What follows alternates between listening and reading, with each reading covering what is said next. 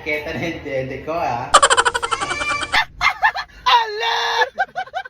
Yan guys, super kalat ng bahay namin. Ayan, kalat-kalat. Ayan, ayan. Napakakalat ng bahay namin. Kasi, yung mga anak, yan, magagaling kong anak, napakalilikot. Nagkalat sila, nagkalat. Ayan oh. Yan, napakakalat. Ayan. Oh, tingnan nyo. Kaya ngayon, umpisahan na nating maglinis. Ako muna ang nanay nila ngayon kasi wala ang asawa ko kasi nasa trabaho. Kaya ako muna ang maglilinis para naman pagdating ng aking asawa ay masarap siya makapagpapahinga kasi malinis ang bahay namin. Diba? O, try na. Let's go. Linisin na natin lahat to. Ay, nako! Napapagod na ako. Ang dami kong lilinisin. Ano ba yan? Saan ako magsisimula? Kasi kayong mga bata kayo. Kung hindi kayo nagkalat, wala akong lilinisin. Yan ang mahirap sa'yo, di ba? Kaya, linis muna ako. Ha guys? Mga ala, babae muna ako ngayon kasi wala ang asawa ko. Just quiet na. Mag-video ka lang sa akin. Yan, kasi lahat lilinisin ko. Kaya sisimulan ko muna na magwalis. Let's go! Yan lang kayo. Diyan ka lang, bebe, ha? Tulog kayo dyan, tulog. Si Papa at si Mama na ang bahala rito. Yakang-yaka to ni Mama at Papa. In fairness, ha? Naglilinis, nagluluto, naglalaba, mag-aalaga ng bata at kung ano-ano pa. Kaya kayo, mga lalaki na mahilig mang babae, i-appreciate nyo ang ginagawa ng inyong asawa. Kasi ang hirap talaga. Maglilinis ka, lahat sa iyo trabaho. Ikaw, papasok ka lamang, mag-aantay ng sahod. Pagdating, kakain ka na lamang. Pagdating, tutulog, uutusan mo pa yung asawa mo. Hindi mo malang siya naitanong o natanong kung okay ba siya, kung napagod ba siya. Palibhasa tayo mga lalaki. Porket nasa bahay lang ang babae, akala natin okay na okay, hindi nahihirapan. Akala natin ayos na ayos siya, hindi napapagod. Pero doble ang sakripisyo para sa pamilya niya. Brain mo, aalis ka maga, darating ka gabi, di ba? Pero hindi mo alam ang ginagawa ng asawa mo. Akala ng iba, ganun na kadali. Nahihirapan nga akong maglinis, oh. Kaya kayo mga lalaki, mahalin nyo ang asawa nyo. Hindi lang mahalin, sobrang mahalin nyo pa. Hindi porket kayong kumakayod sa bahay nyo, akala nyo kayo na yung hari, kayo na yung sika, kayo na yung susunod.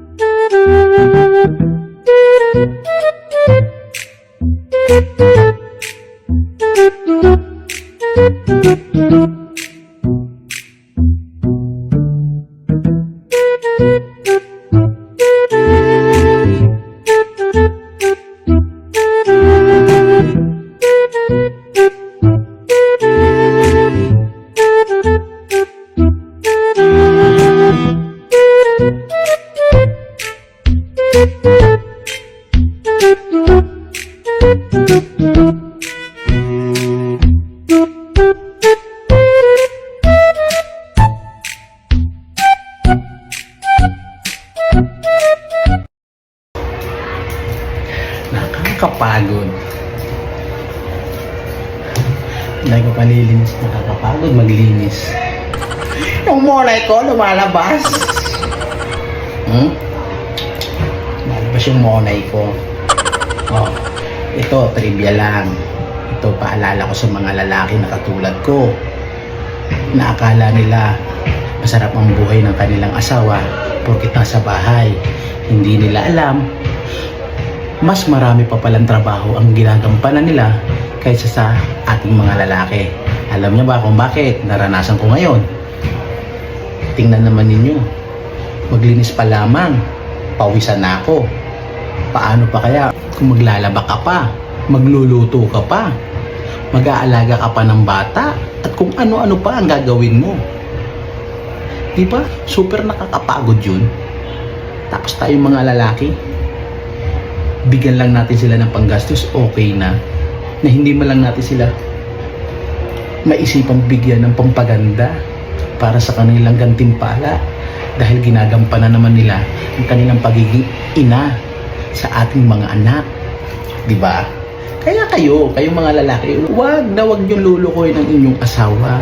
Iisipin nga lang, kasalanan na. Paano pa kung gagawin nyo, di ba? Kapag naiiwan sila, akala nyo, madali lang. Isa pa, mga bata, kapag iiwanan nyo, paano na sila?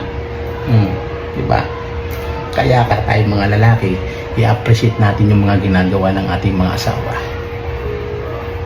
Intindihin natin sila kapag nagagalit sila. Intindihin natin sila kapag masungit sila. Intindihin natin sila kapag napapagod sila. Intindihin natin ang kanilang ugali. Dahil asawa naman natin sila eh. Diba? Asawa natin sila. Sa hirap at ginhawa, kasama natin sila.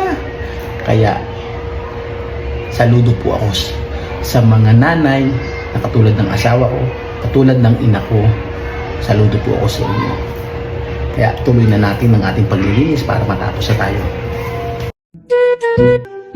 Nagtataka kayo kung bakit ako may bag. Kasi mahal yan. Wala rito yan, galing abroad yan. Siketa na yung dede ko Ano yun? Huwag ka na umiyak, dito na si mama. Mama, I'm her mama. Mama, I'm her na si mama. Dito ka na, nandito na si mama. Nakakapagod. Pero nakikita ko na yung resulta. Yan guys. Tapos na tayo. Malinis na. Okay. Malinis na. Hanggang dito na lang po ang aking videos. Thank you.